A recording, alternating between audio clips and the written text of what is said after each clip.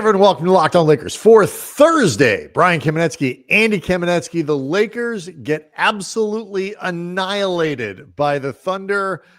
What can we learn from this one? That's next.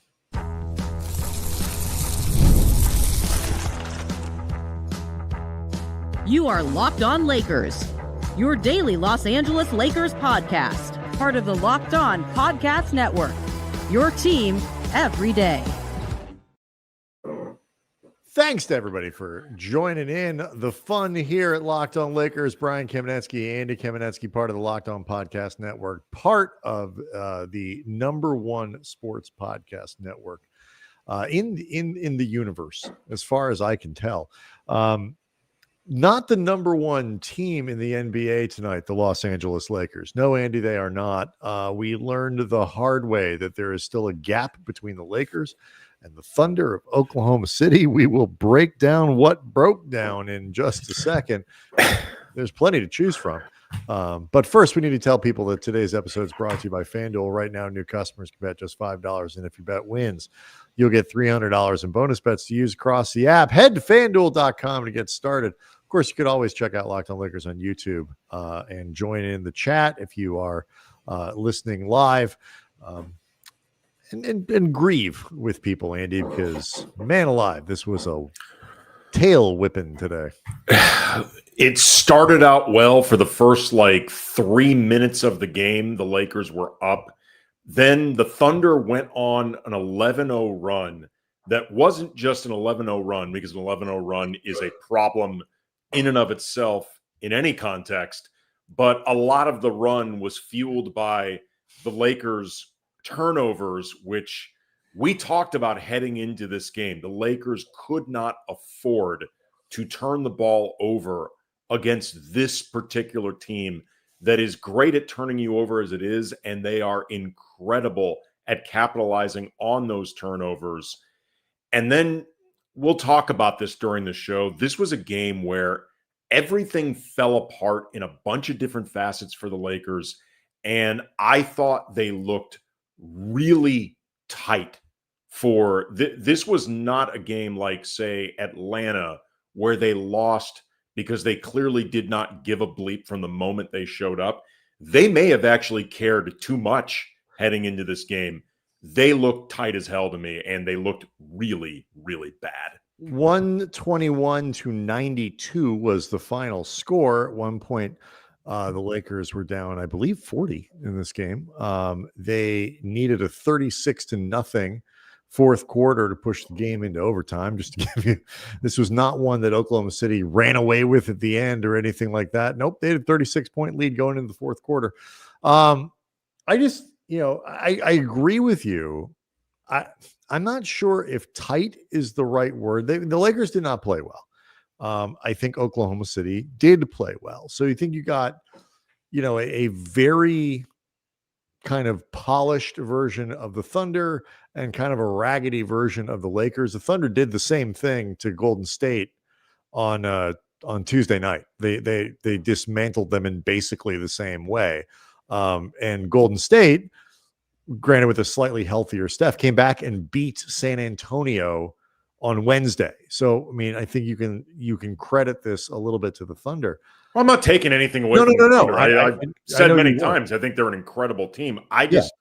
We'll get into some of the reasons why, but I thought the Lakers' body language and the way they were playing on the court and their tentativeness, JJ talked about indecisiveness during this game. They looked to me like they were very tight in this game. It was clearly not the only problem they had, but I thought it was a problem they had. I think we may be talking about the same thing in kind of different ways. I think they looked overmatched and in that sense confused. Like JJ talked a little bit about it. Austin Reaves talked a little bit about it. There was just Oklahoma City was doing stuff to them that threw them off to the point like they didn't exactly know what the right response was supposed to be.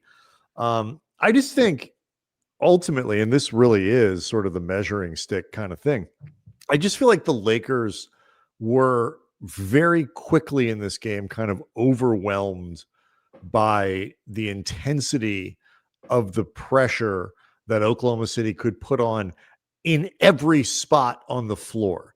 There wasn't one of these situations where Luka could draw a double team up at the top of the floor, create a 4-on-3 advantage. Like, none of that stuff was available, because Oklahoma City doesn't really need to double a lot and do all that stuff. When they do double, they can recover, and they don't leave weak spots anywhere. Really doesn't matter who's on the floor.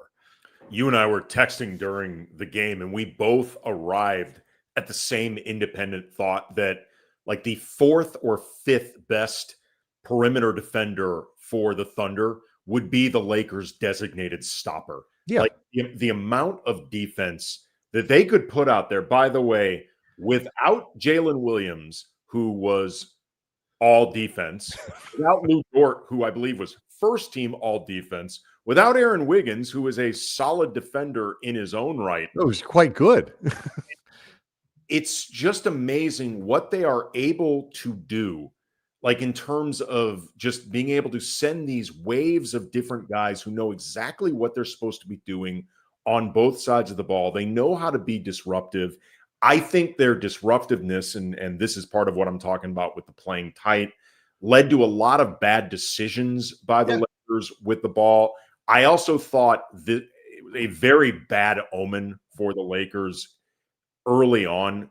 Luka basically picked up an intentional frustration foul very early in the first quarter. It was probably in the first 5 minutes.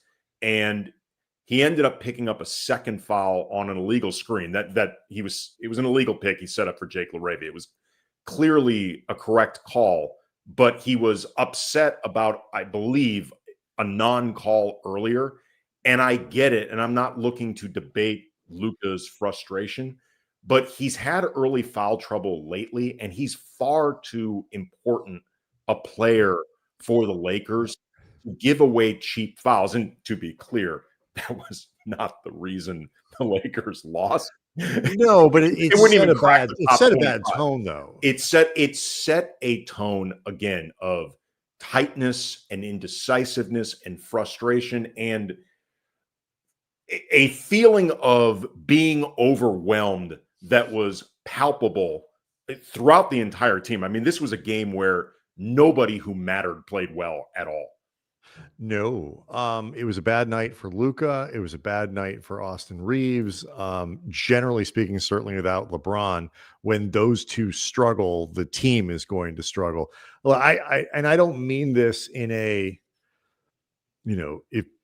if the Lakers had him, you can't judge this game because the Lakers didn't have LeBron. Like, no, like you said, the Thunder didn't have Lou Dort.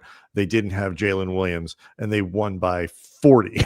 It's like, and they were on the second end of a back-to-back. Granted, they didn't have to work very hard against the Warriors. No, but I mean, like, the most stunning statistic, I think, that really crystallizes just how dominant Oklahoma City has been this year is the one that Shai has played in. He has sat, I should say, in 7 of Oklahoma City's 12 fourth quarters. The team is completely in 7 of 12 fourth quarters.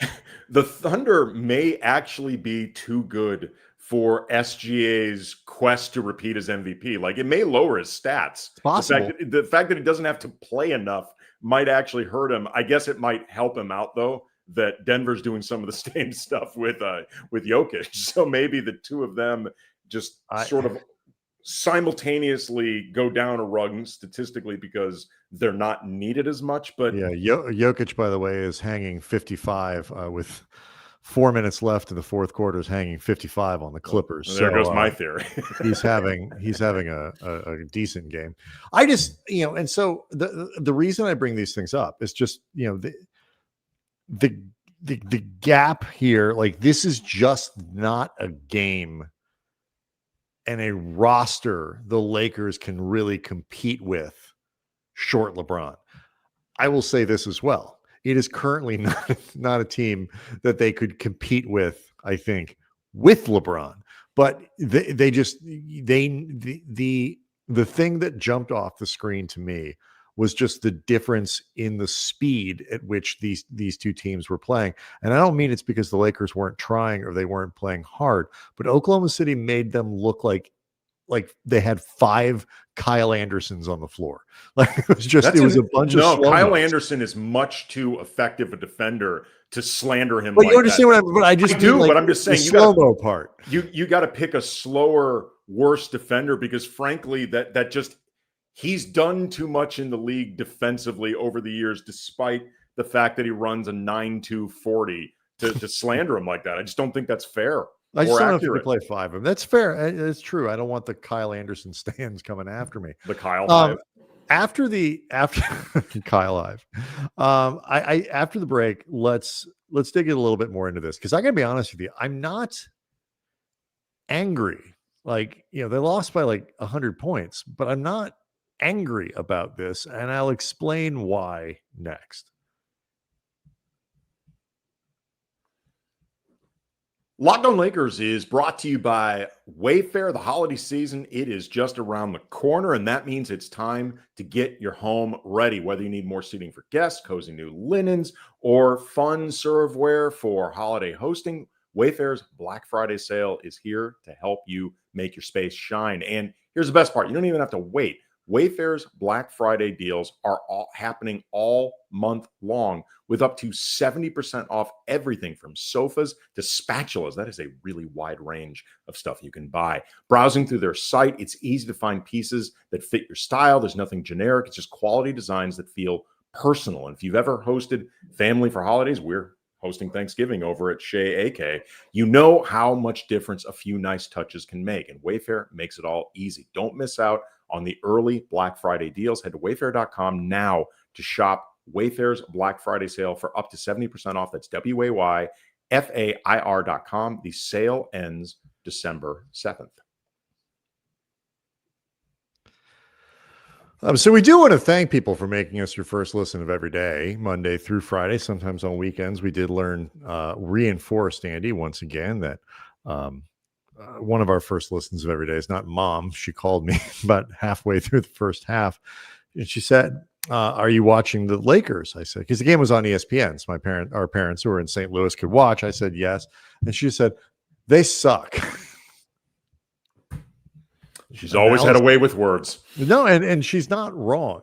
But I do like that she, after like 15, we've basically watched like 95% of the games that the Lakers have played in the last 15 years, maybe longer.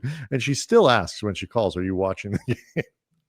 I would like to think it's 100% of the last 20 years because that's when we've been covering the team. But just like every once in a while, we might miss a game. But like, I just think she doesn't quite understand what we do for a living. No, but she did understand that the Lakers were getting their asses handed to them in this game. Like 20 turnovers in all, 26 points off those turnovers. And it's not even just the idea that you give up 20 points off turnovers, even though clearly that is a problem. Mm-hmm. It's the 20 empty possessions. Correct. Like you cannot, even if the Lakers had only given up 13 points off those 20 turnovers, which still would have been a problem, it's 20 empty possessions. You cannot give yourself 20 fewer opportunities to score against a team that good defensively as it is.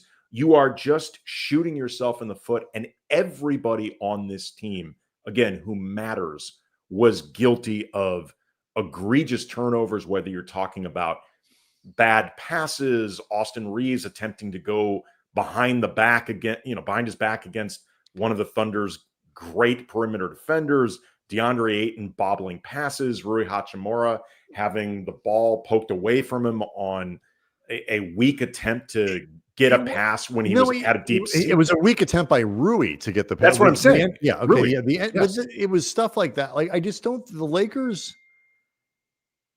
didn't respond to the pressure. Like, and I some of this is they don't have enough ball handling. You know, the pressure that they were able to put on Luka, able to put on Reaves, especially. And I think, defenses like this are more of a challenge for Reaves because they can be so physical. They combine, not just physicality, but also athleticism. They're quick and strong and physical and all these things. And I think that can give Reaves some trouble. But like the Lakers just, that play that you're talking about, Rui's down at the post, I do think they got a little bit too sort of, whether it was sped up or single lane minded, whatever. There were a couple times where they sort of seemed focused on trying to take advantage of Rui down low, a lot of times matched up against Shai or whatever it might be. And it got them out of some of their rhythm. But Rui had Shai on his back. The entry pass comes in, and Rui just thinks, I'm too big for Shai to be able to get the ball away from me. And Shai just, who is a good defender, was able to kind of make a little shift, jump over his back a little bit, poke the ball away, no foul there. And Rui just was surprised. That was the Lakers all night. They were surprised to find Thunder players in places they did not expect them to be. And so, we'll see. The Lakers don't play Oklahoma City again. I think it's in February is the next time they play them again. Yep. And this gets to kind of the point I was making before. So there's a lot, or was going to make, there's a lot of time to see what happens between now and then.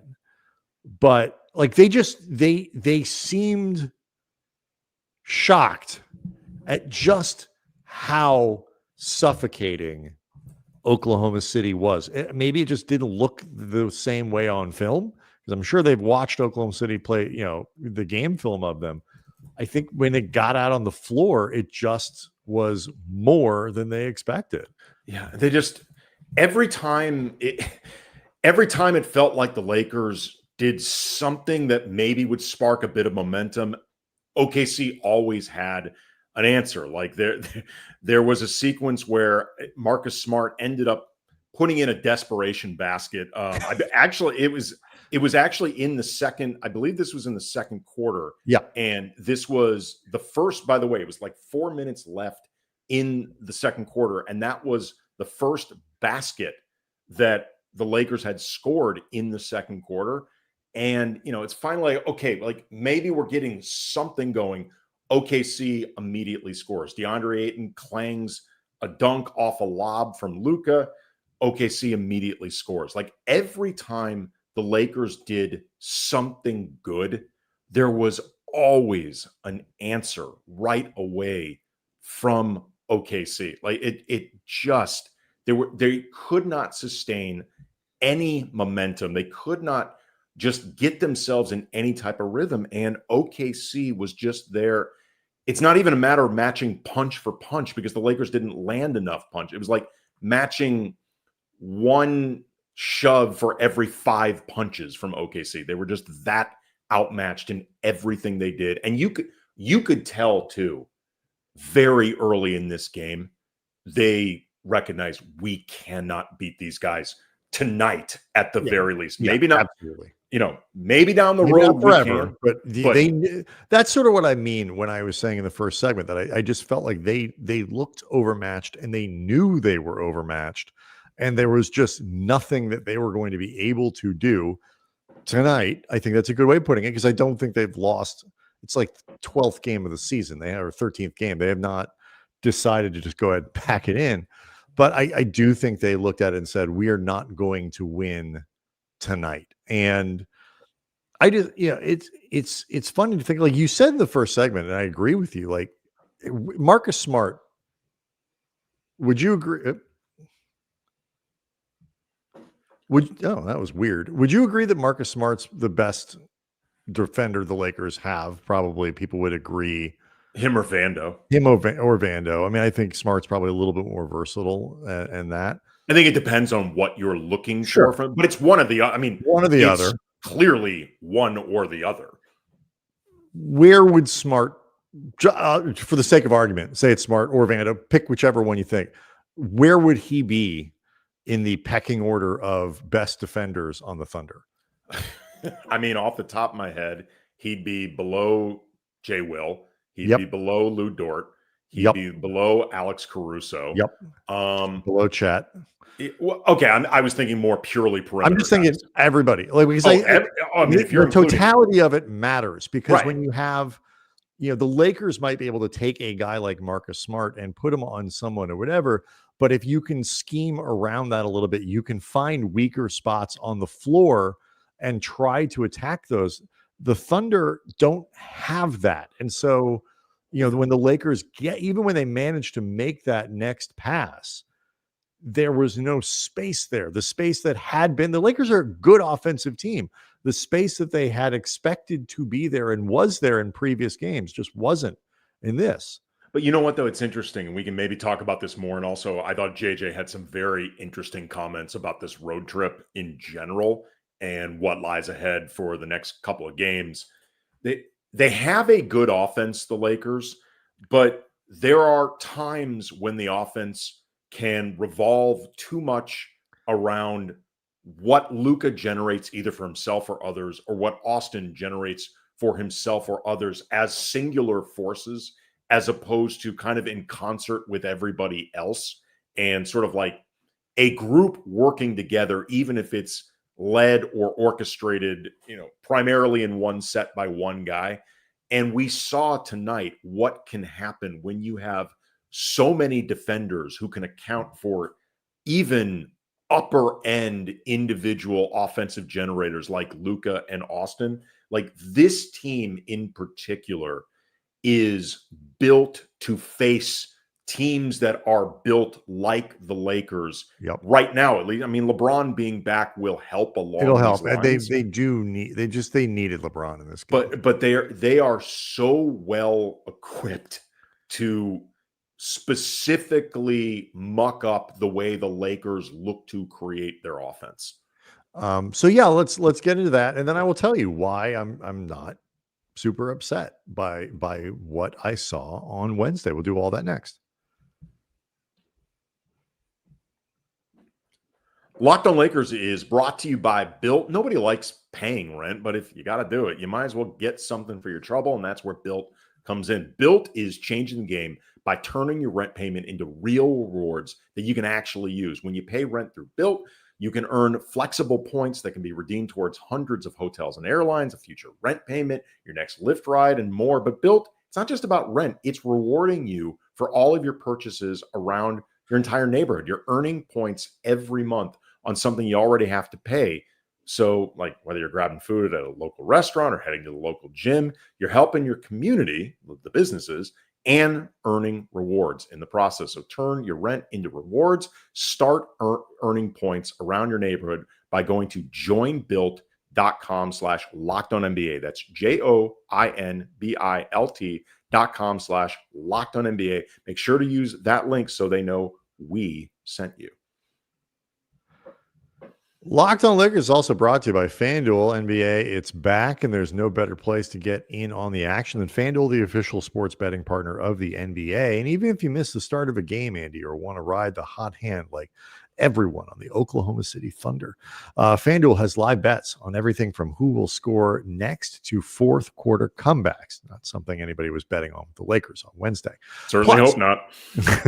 Not if they wanted to win. I don't.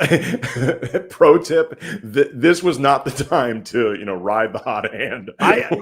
What was the? Or look to get in on that what action. Was the line like bet $5 win $5 billion if the Lakers came back? I don't know. I don't even want to put that out there and put our friends at FanDuel on the hook. I would like to think that wasn't a choice, but they were down by 36 going into the fourth.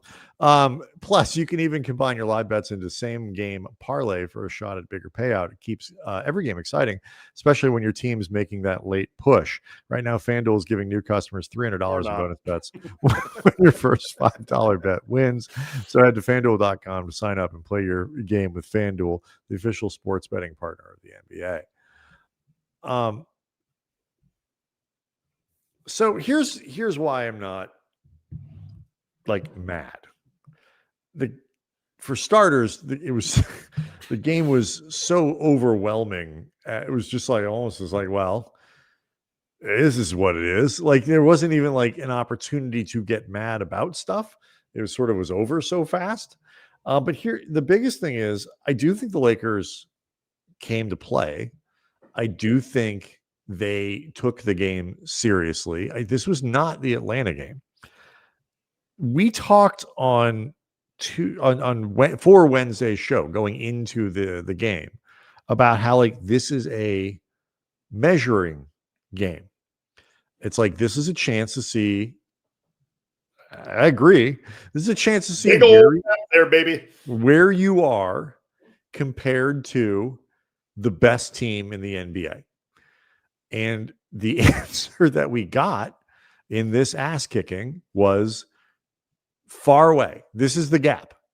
This is the measurement. It is better, I think, in some ways for the Lakers to have this exposed, have this exposure, have this thing seen where you see, again, Oklahoma City played a good game. The Lakers, I do not think, played a good game. They could do this again, and the Lakers. You don't think they played a good game? No, but like this wasn't like the Lakers playing at their best and still lost by 40. They were not. I mean, they're clearly better than what we saw tonight. Correct. There is a better version of the Lakers than what we saw tonight. That team still would have lost to Oklahoma City playing like if Oklahoma City played like this. And so now the Lakers have this like very clear thing that they can look at and say, this is what we need to do. This is how we need to improve. This is the standard that we're going to need to meet. We'll see again in February. You got a lot of time before you get another crack at this to see what kind of progress that they've made. It is one game. It is early in the season. In the grand scheme of things, losing to Oklahoma City on their floor is not that big a deal. The road trip questions and stuff aside, and I know you wanted to talk about that, and I think JJ is right to be pulling on that thread. But this game in a vacuum is, would I preferred the Lakers, a great game where they play really well and they play tight, play them tight down in the late in the fourth quarter, or whatever? Obviously.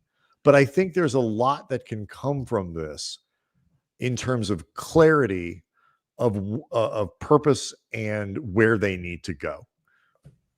I understand what you're saying, and I'm sure we'll talk about this some as well for the show on Friday leading up to the game in New Orleans.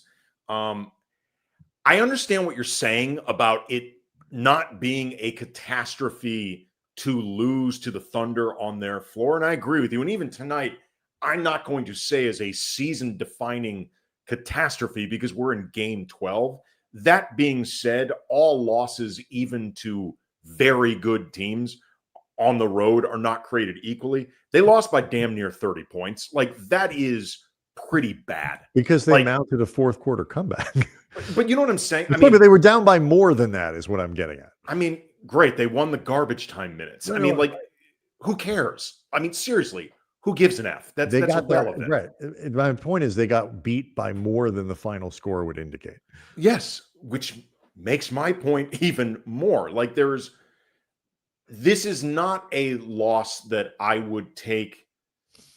I don't think you mean it casually, but I'm just saying it's not a loss that I would look at as they're playing the defending champs on the road.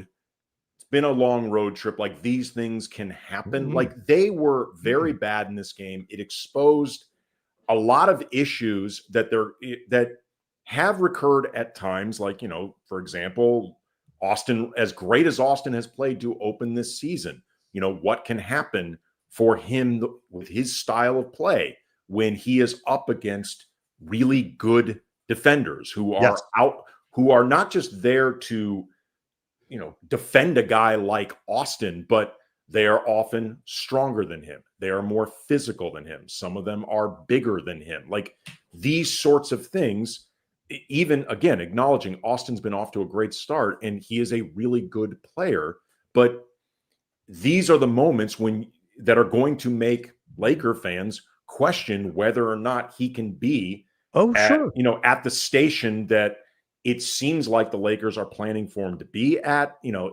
Luka was very frustrated in this game very early. And if nothing else, it's going to raise some questions temperamentally because that hasn't been the case for him at all this season. Yeah. DeAndre Ayton was invisible in this game. Absolutely erased. Rui was not a factor that they needed him to be. Jake LaRavia was pretty terrible in this game. Like, and again, it was a collectively bad effort.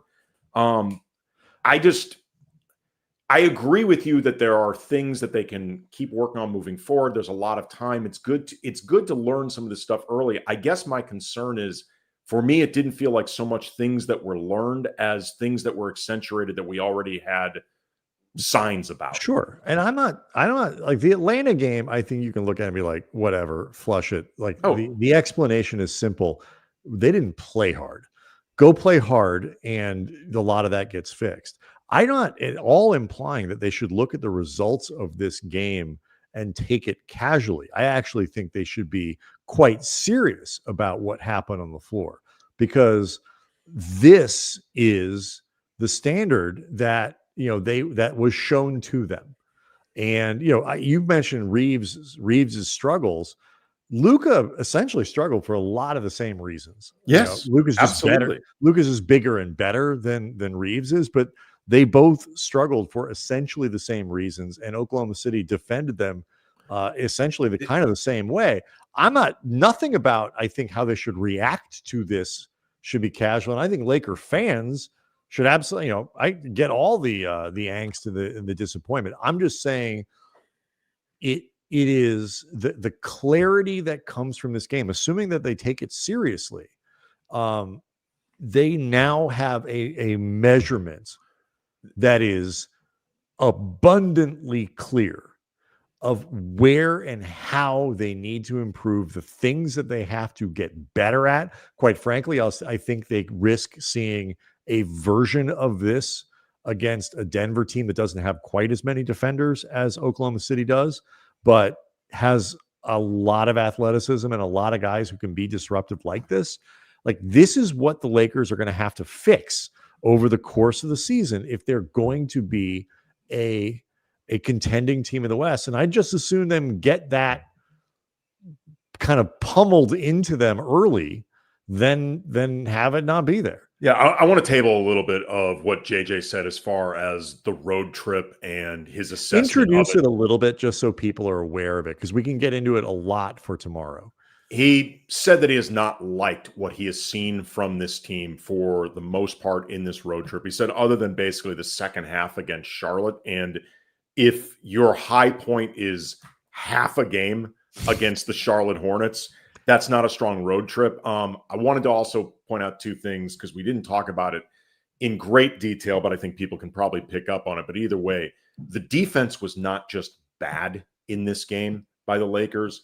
It was bad in ways that showed lacking athleticism, in ways that showed lacking individual capabilities, bad cohesion between there. I mean, there were so many just obvious miscommunications and guys clearly anticipating everyone else being in a different spot. And then this comment from Ron Moody, I think sums up the alarm bells that can be rung from this game. Yeah, they did play bad, but when they play bad, we fall off a deep cliff talent and athleticism wise. Too many players who can't do anything on their own. And again, we have both been, high on this team. We've never called them contenders or, inner circle contenders, but we've both thought that they are a good team heading into the year. And I think we both still think they are a good team, but they are a team that, I think this is to Ron's point, and it's a good one. They are a team that when their weaknesses get picked at, it's really easy to turn them into like deep gaping cuts. Yeah, I think that's fair. And the athleticism, they solved some of their problems, not solved. They improved and addressed some of their problems over the offseason. The one thing they did not do, and I don't know how they could have necessarily, but the one thing they did not do was substantively improve their athleticism. Because even somebody like Smart, who is improved their defense, isn't an athlete in the way that we talk about it with the NBA. Look, man, I said this, I remember in a recent show, you and I were debating this. because we were talking about the lack of athleticism for this team and the concerns about athleticism. And you brought up that they won 50 games last year with athleticism concerns, which is true. But a big foundation of those wins were in the pre-Luka stage. That's when they had AD. It's when they had Max Christie, two guys who definitely, even as a team lacking athleticism, those two guys relatively brought up their athleticism compared to the rest of the guys on the roster pretty high. I think Jordan Goodwin raised, relatively speaking to who was on the roster, raised their athleticism. Like, I would argue their athleticism, I think their talent this year is better than certainly the team that faced Minnesota in the first round. I think they have a better roster and a more talented roster. But I actually think their roster this year is less athletic than the roster last year. I think maybe. I think it's sort of improves in some places, you lose it in others. But overall, it was a relatively unathletic roster by NBA standards last year. And it's a relatively unathletic roster by NBA standards this year. And so but the discrepancies could dictate how much you can still get by on the lower end of athleticism. Like, it's all incremental, it's all relative. We'll talk about it tomorrow. They have to, in games against teams like this, they have to be at a high end of execution. Yep. I think this possession thing that you talked about, I want to get into tomorrow. Because I think it's emblematic of the kinds of things that they have to fix. So we'll do that. Locked On Lakers on YouTube is where you can go hang out with over 36,000 subscribers. I'm sorry, 37,000 subscribers to the channel. Of course, thanks to everybody for making us the #1 sports network in this or any other universe. We certainly appreciate it. We will see everyone tomorrow.